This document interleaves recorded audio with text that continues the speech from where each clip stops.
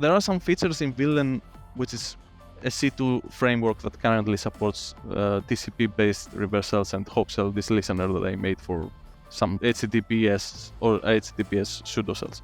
It has some good characteristics. You can connect with others very fast, like 2 people, 3, 4 people running Villain on their machine. They can connect with each other, share sessions, reversals, and establish on various hosts.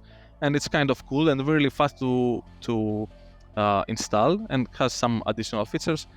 But to be honest, it's not like your best option of C2. There are other implementations that are much more sophisticated, but it's something I'm working on and everything. It was really cool to see that offensive security added it in the network repositories of Kali Linux. That was really encouraging. Also, John Hammond made probably the coolest video presentation that was possible to make about this tool, and it was really encouraging. I haven't developed it that much lately. I will come back to this project because I have many other tools that are not public that I use very often in my everyday work, and I needed to focus on some other projects right now. But yeah, it's something I loved doing, and I will definitely come back to.